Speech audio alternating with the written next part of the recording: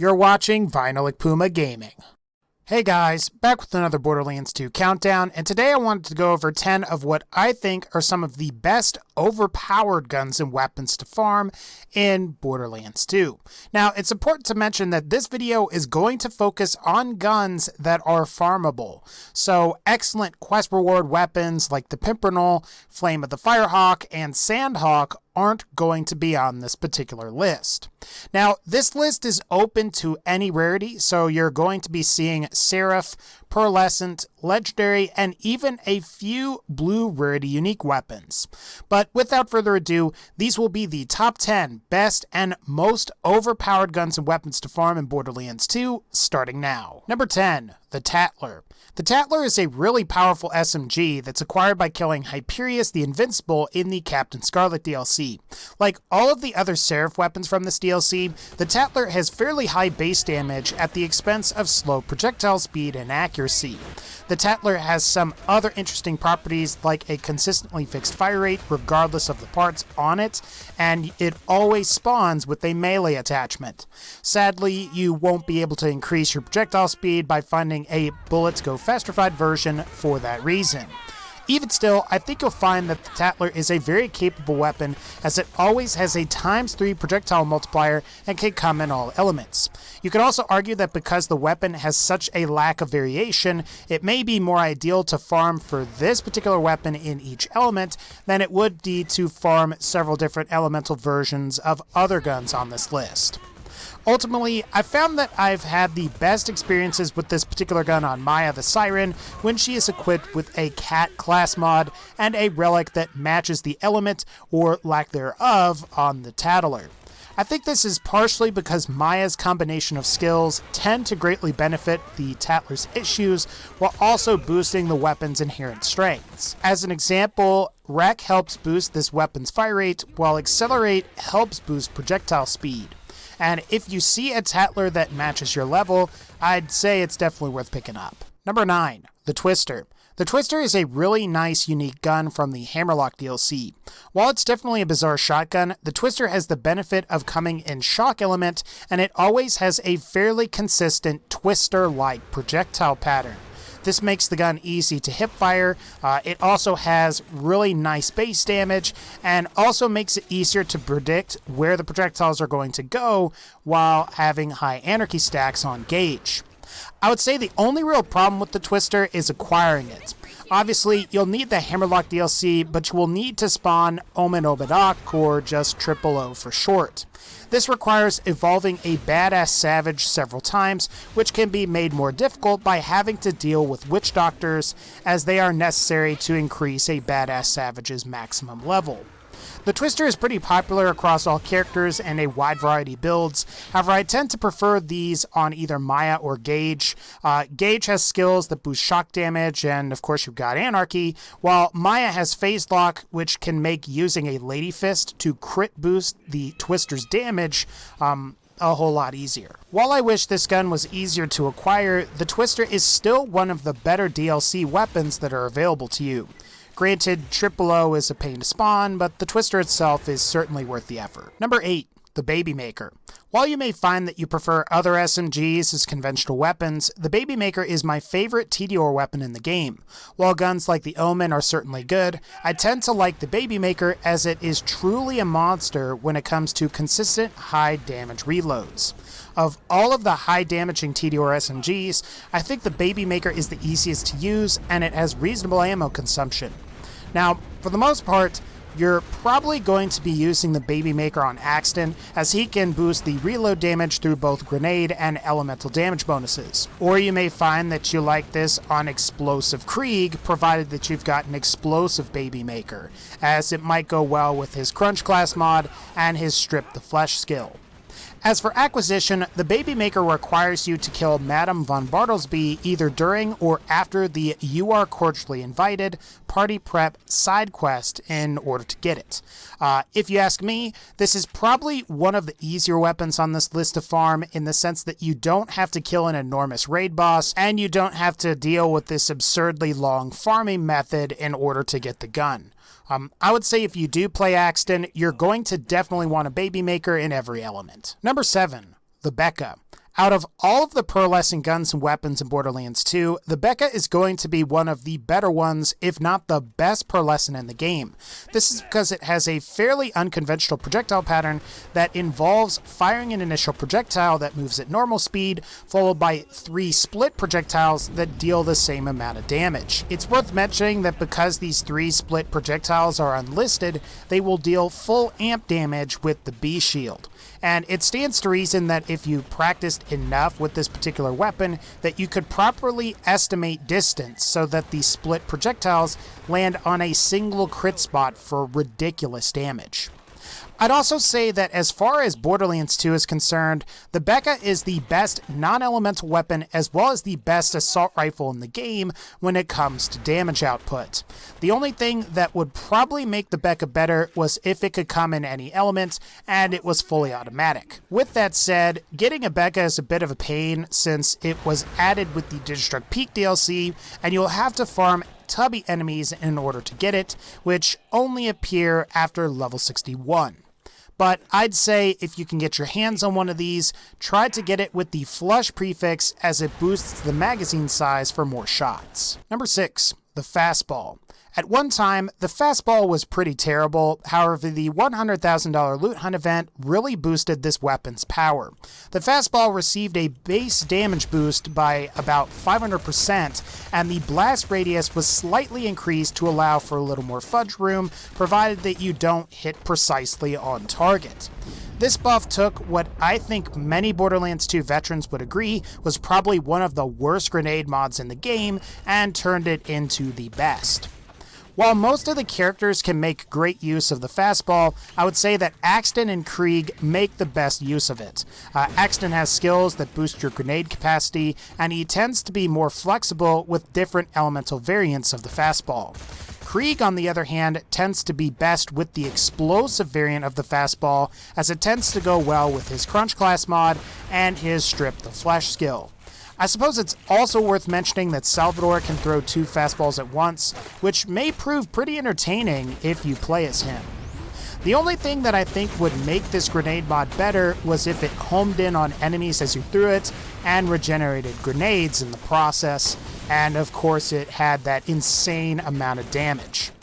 If you want one, you'll need to kill an NPC named Bull, located in Three Horns Divide, both during and after a side quest called In Memoriam. Farming this one should be pretty easy, as it's close to both a fast travel and a catch-a-ride station in one of the early game areas. Number 5, the Conference Call. The Conference Call was the best shotgun in the game at one point when it was combined with the B shield. Unfortunately, this was patched, and ever since, the Conference Call became known as one of the lesser shotguns in the game, despite the fact that it's still a really good weapon. Like the Interfacer, which we will discuss later, the Conference Call has abnormally high critical hit damage bonus that still extends to each individual projectile. And due to the nature of how the Conference Call's projectiles work, you'll find that it's best used up against larger enemies and raid bosses. The Conference Call is really good on most characters where the Interfacer shotgun isn't, thanks to the fact that the Conference Call only consumes 1 bullet per shot, while the Interfacer consumes 2.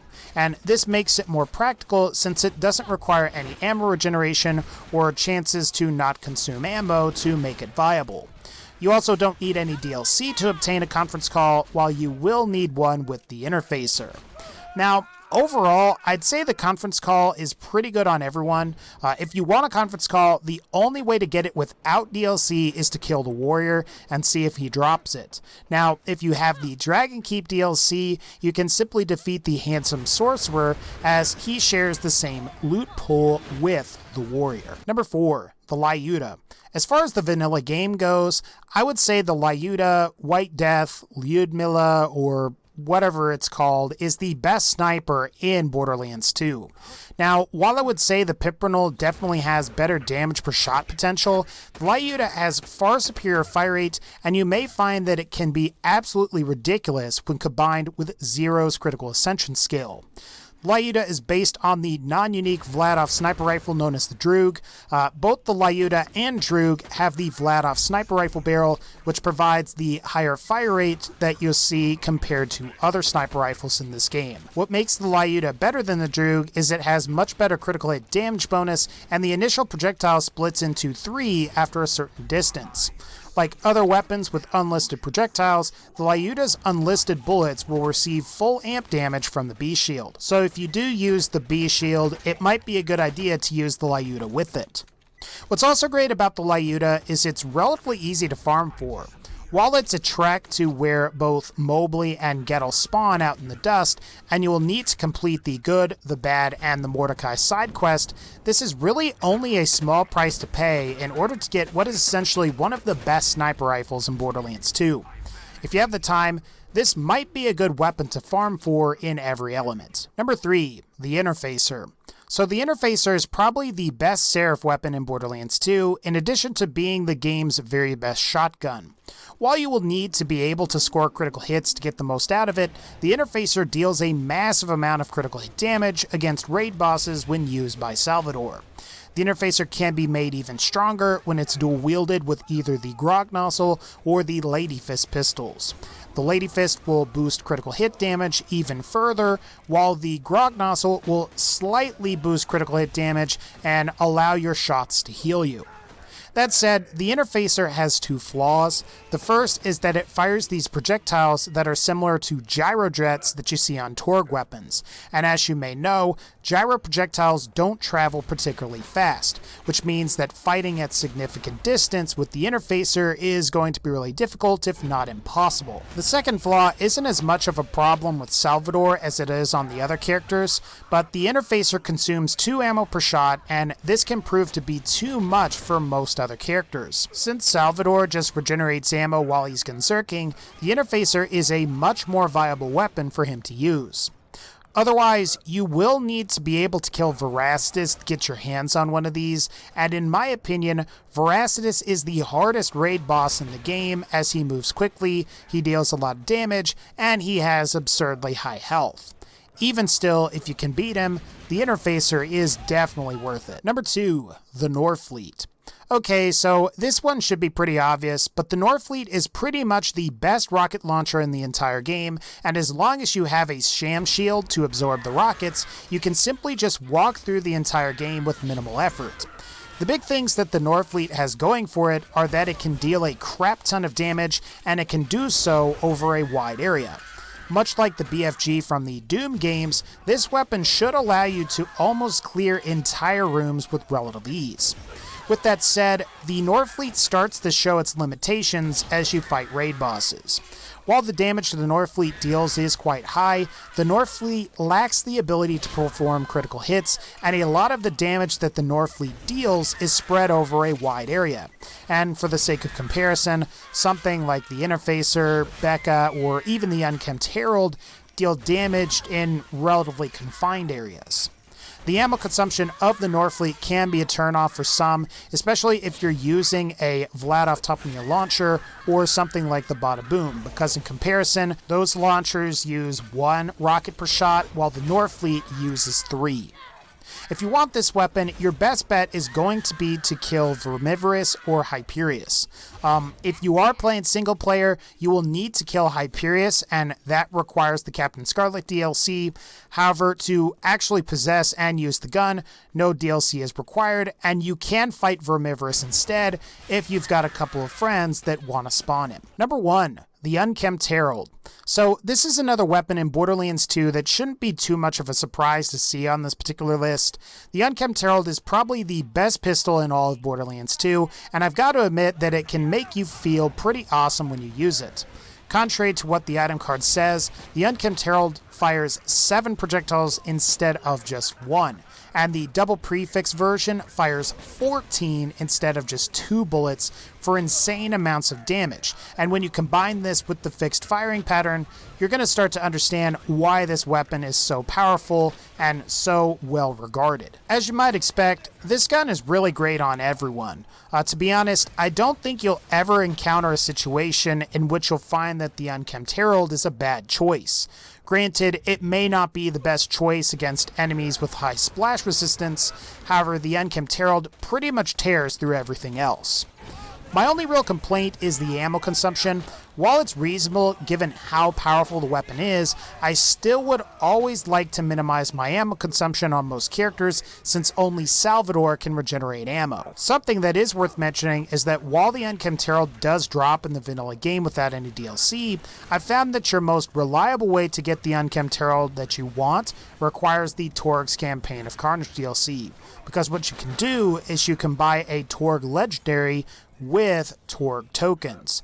Otherwise, you can hunt for Savage Lee located in Three Horns Divide, and you can get your unkempt Herald that way. Alright guys, that's going to wrap up this particular video. If you like this video, please be sure to leave a like, and let me know, what do you think is the most overpowered gun in Borderlands 2? Leave it in the comments. Otherwise, like this video if you liked it, click the bell to join the notification squad, and as always, take care, and I'll see you all next time.